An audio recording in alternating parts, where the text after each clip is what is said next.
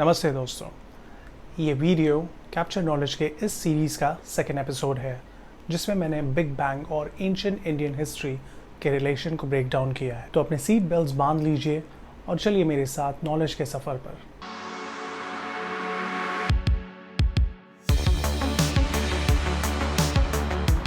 आज हम एक ऐसे रहस्य पर बात करेंगे जो इंसानी सोच के परे है। आपने सुना होगा बिग बैंग थ्योरी के बारे में, लेकिन क्या एंशिएंट इंडियन कॉस्मोलॉजी ने इस यूनिवर्स के शुरू होने के कॉन्सेप्ट को पहले ही जान लिया था? क्या बिग बैंग और इंडियन कॉस्मोलॉजी के बीच कोई कनेक्शन है? चलिए इस एपिसोड के माध्यम से हम इन सवालों के जवाब ढूंढेंगे। तो बने रहिए, एपिसोड अंत तक देखिए।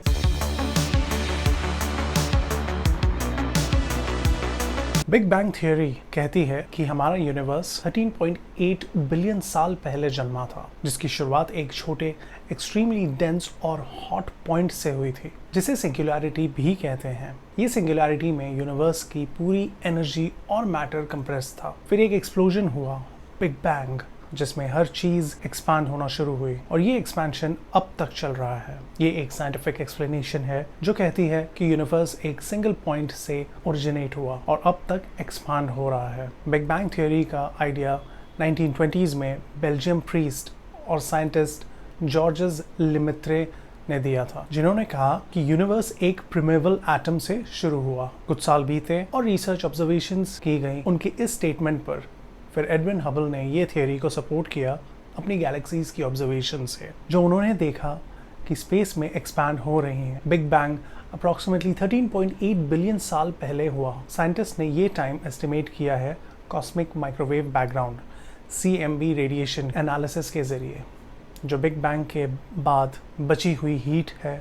और ये हीट एनर्जी आज भी डिटेक्टेबल है, जो एक बहुत ही बड़ी मिस्ट्री है साइंस के लिए। फिजिक्स में कुछ थियोरीज हैं जो डार्क एनर्जी, क्वांटम फ्लक्चुएशंस और कॉस्मिक इन्फ्लेशंस के कॉन्सेप्ट को सजेस्ट करती हैं, लेकिन एग्जैक्ट रीज़न अब तक किसी को भी क्लियरली मिला नहीं है। सिंगुलैरिटी में इतनी ज़्यादा एनर्जी और मैटर था कि इवेंचुअली एक एक्सप्लोजन, उसके बाद एक्सपेंशन फेज में आया, जिसने यूनिवर्स को रैपिड रेट से एक्सपांड करना शुरू किया। इस एक्सपेंशन को कॉस्मिक इन्फ्लेशन कहते हैं और इसके बाद यूनिवर्स थोड़ा स्टेबल हुआ, जहाँ गैलेक्सीज, स्टार्स और प्लैनेट्स फॉर्म होना शुरू हुए। तो दोस्तों, ये था बिग बैंग के बारे में। अब बात करते हैं बिग बैंग के स्टेजेस के बारे में और जानते हैं कैसे ये लिंक करते हैं एंशिएंट इंडियन हिस्ट्री से।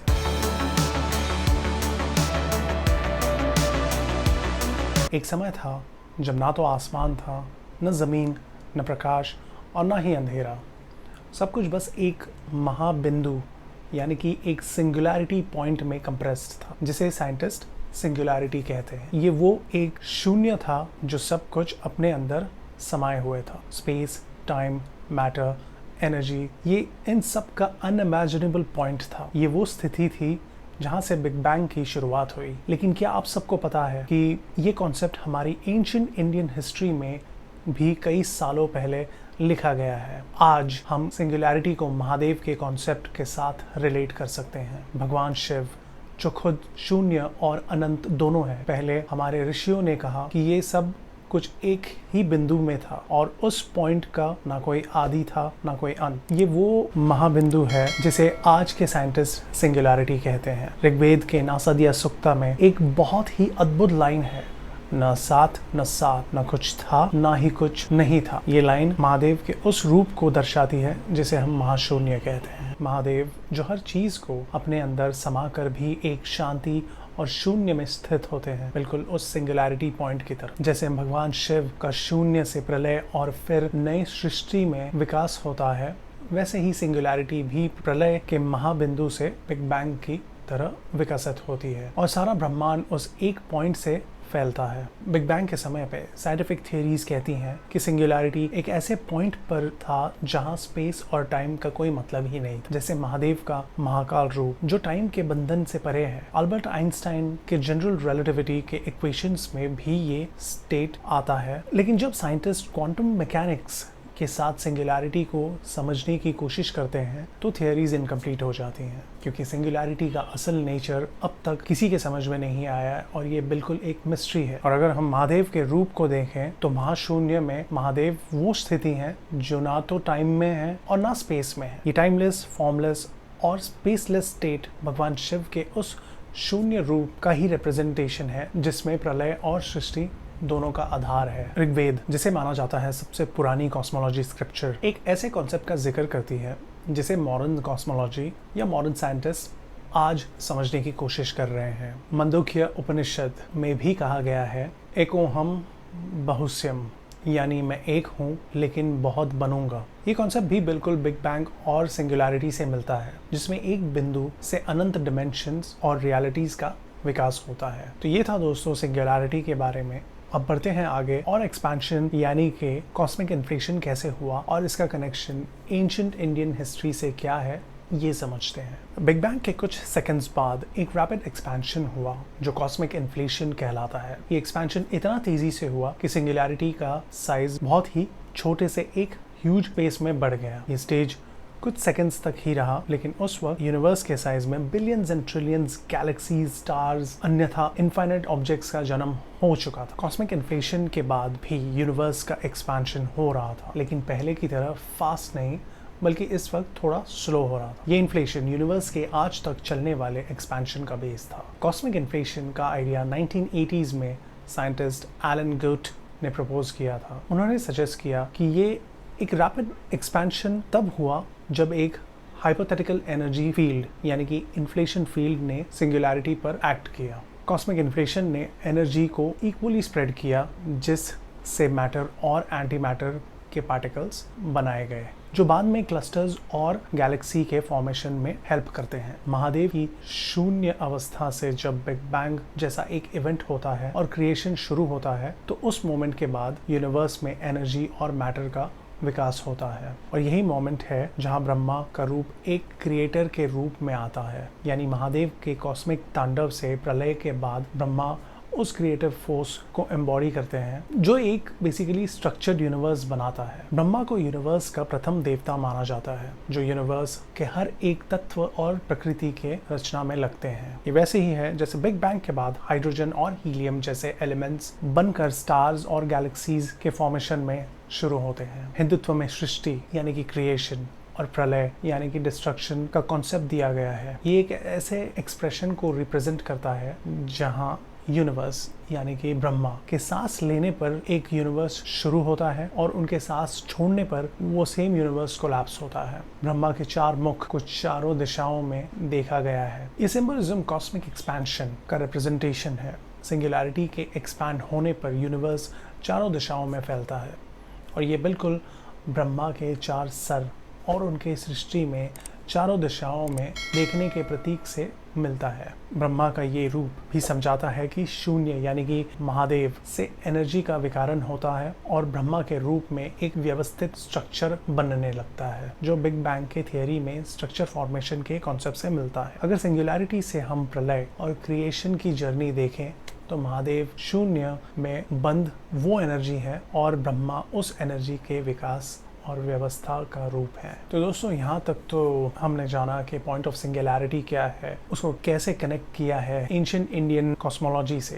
अब बढ़ते हैं आगे और जानते हैं कि एलिमेंट्स कैसे फॉर्म हुए। यूनिवर्स के एक्सपेंशन के कुछ मिनट्स बाद टेम्परेचर और डेंसिटी थोड़ा कूल डाउन होने लगे और प्रोटॉन्स, न्यूट्रॉन्स जैसे बेसिक पार्टिकल्स बनने लगे। इन पार्टिकल्स ने हाइड्रोजन और हीलियम एटम्स के न्यूक्लियस को फॉर्म किया। ये प्रोसेस बिग बैंग न्यूक्लियोसिंथेसिस कहलाती है, जिसमें यूनिवर्स का पहला मैटर फॉर्म हुआ जो आगे चल के गैलेक्सीज और स्टार्स का बेस बना। इस पर्टिकुलर स्टेज को रिकॉम्बिनेशन फेज भी कहा जाता है, क्योंकि यहाँ एटम्स ने फॉर्म होना शुरू कर दिया था। ये स्टेज काफी इंपॉर्टेंट है क्योंकि इसे ही कॉस्मिक माइक्रोवेव बैकग्राउंड यानी कि CMB रेडिएशन बना, जो आज भी यूनिवर्स में बचा हुआ हीट है और साइंटिस्ट को बिग बैंग का प्रूफ प्रोवाइड कर रहा है। हाइड्रोजन और हीलियम यूनिवर्स के फंडामेंटल बिल्डिंग ब्लॉक्स हैं, क्योंकि इनका एग्जिस्टेंस स्टार्स और गैलेक्सीज का फॉर्मेशन स्टार्ट करता है। हिंदू कॉस्मोलॉजी में एलिमेंट्स के फॉर्मेशन के लिए पंच महाभूतास का कॉन्सेप्ट दिया गया है। पृथ्वी यानी कि अर्थ,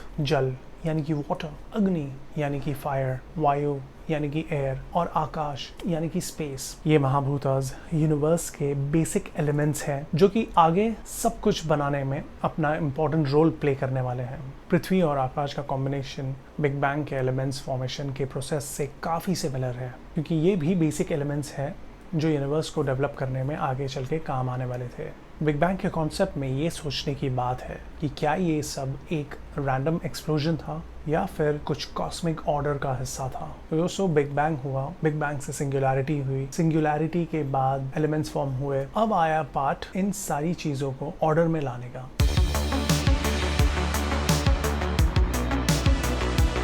तो बेसिकली इसे कहा जाता है यूनिवर्सल ऑर्डर। अब यूनिवर्सल ऑर्डर का एंशिएंट इंडियन कॉस्मोलॉजी में एक कॉन्सेप्ट है रीटा का कॉन्सेप्ट। तो दोस्तों वैदिक कॉस्मोलॉजी में रीटा एक ऐसा कॉस्मिक ऑर्डर है जो यूनिवर्स को चलाने के लिए बहुत ज़्यादा ज़रूरी है। भगवान विष्णु को इस ऑर्डर को बैलेंस में रखने के लिए माना जाता है। जैसे बिग बैंग के बाद physical laws, example gravity, thermodynamics etcetera establish हो गए और यूनिवर्स एक सिस्टमैटिक ऑर्डर में एक्सपांड होने लगा, वैसे ही भगवान विष्णु का रोल उस ऑर्डर को मेंटेन करने में था। भगवान विष्णु का रूप रीटा के कॉन्सेप्ट का एम्बॉडीमेंट है, जिसमें वो हर युग में जन्म लेकर यूनिवर्स का समर्थन और संरक्षण करेंगे।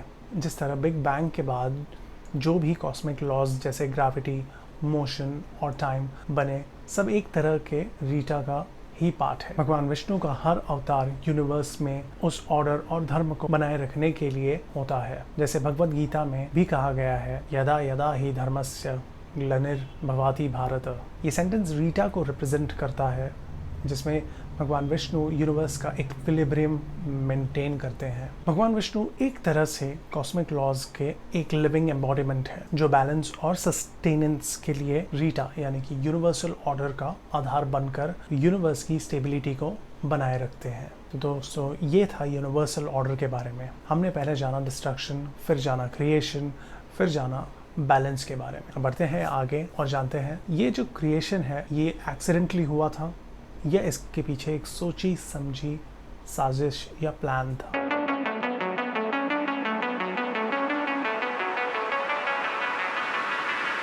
ये सवाल अक्सर उठता है, क्या क्रिएशन एक एक्सीडेंट था या डिजाइन? बिग बैंग थियरी तो इसे एक एक्सीडेंट कहती है, लेकिन एंशिएंट इंडियन कॉस्मोलॉजी का पर्सपेक्टिव कुछ और था। एंशिएंट स्क्रिप्चर्स कहते हैं कि कॉस्मिक इंटेलिजेंस इस सब के पीछे है, जो क्रिएशन और डिस्ट्रक्शन और बैलेंस को कंट्रोल करता है। ये थॉट प्रोवोकिंग क्वेश्चन लोगों को इस बात पर सोचने के लिए मजबूर करता है कि क्या मॉडर्न साइंस और स्पिरिचुअलिटी को कंबाइन करते ही हम इन सवालों के जवाब तक पहुंच सकते हैं। तो दोस्तों आज के इस एपिसोड में हमने देखा कैसे बिग बैंग और एंशिएंट इंडियन कॉस्मोलॉजी के बीच कनेक्शन है। क्या ये सिर्फ एक कोइंसिडेंस है या फिर एंशिएंट इंडियन सिविलाइजेशन ने इस सच को पहले ही जान लिया था, जिन्हें आज के साइंटिस्ट इंडियन स्क्रिप्चर्स के थ्रू बस समझने की कोशिश कर रहे हैं। ये एक्सप्लोरेशन देखा तो अब एक और सवाल उठता है, अगर यूनिवर्स का एक्सपेंशन बिग बैंग के बाद आज तक चल रहा है तो क्या ये एक्सपेंशन कभी रुकेगा? अगले एपिसोड में हम इस सवाल का जवाब ढूंढेंगे। तो दोस्तों ये सिर्फ एक थियरी नहीं है, बल्कि एक इन्विटेशन है आप सबके लिए कि आप भी इन एंशिएंट स्क्रिप्चर्स और मॉडर्न थियरीज को समझने का प्रयास करें और खुद अपने आंसर्स भी तलाशें। सो नॉलेज सीकर्स, आज के लिए इतना ही। अगर ये वीडियो पसंद आया तो इसे लाइक करें और मेरे चैनल कैप्चर नॉलेज को ज़रूर सब्सक्राइब करें। मिलते हैं अगले एपिसोड में, तब तक के लिए धन्यवाद।